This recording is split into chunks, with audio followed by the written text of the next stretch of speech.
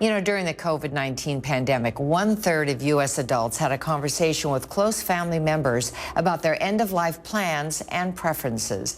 That is according to a new study from financial services firm Edward Jones in partnership with AgeWave and Harris Poll. For 44.5 million Americans, this was actually the very first time that they had had those discussions about finances and health and legal plans. The pandemic has made many Americans think more about this kind of legacy and what they want to leave their families. However, the study has also found that people have been slow to take the necessary steps to put those plans into place.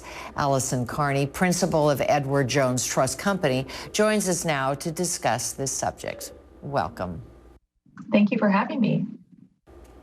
You know, Alison, here's a frightening statistic. 71% of adults over the age of 50 think it's important to have a will, yet only 49% of them actually have a will. Talk about that, please. Our study has found that the COVID-19 pandemic has caused a lot more openness and willingness among Americans to talk about things like their health and their finances than probably pre-pandemic. In fact, our study found that 1/3 of U.S. adults report that the pandemic triggered conversations with close family members about end-of-life plans and preferences. And in fact, 44.5 million Americans had these conversations for the first time. We also found that over 70% say that the pandemic has brought their family much closer together. So a lot more family time, a lot more closeness, and that has led to some openness about discussions that maybe weren't taking place before the pandemic. Good information. And only 19% of all adults over 50 have those 3 important documents in place. Please talk about that with us. This will vary from person to person or from state to state, but in general, the 3 foundational estate planning documents that any American should consider would be a will, a medical directive, and a durable power of attorney. Just to dig a little bit deeper into each one, a will, or sometimes called a last will and testament, is a document that does a couple of different things. First, it directs where you'd want your assets to go in the event of your death. Second, it tells us who would be in charge of making sure all of that takes place. And then third, for anyone with minor children, it gives you the opportunity to name legal guardians. So that's the first document, the will.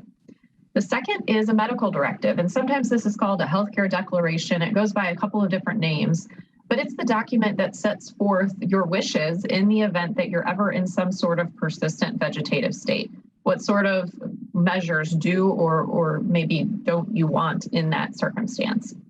And then the last is that durable power of attorney. And this is a document that allows you to name an agent, another person, to act on your behalf in the event that you're not able to make medical or financial decisions for yourself. So those are the 3 documents. What's interesting, though, is that we found that only 19% of adults age 50 or older actually have those 3 documents in place. Good information. And only 51% of all adults over 50 actually have a plan for end-of-life care. Well, our study showed that about 60% of Americans report that initiating these conversations is really tough.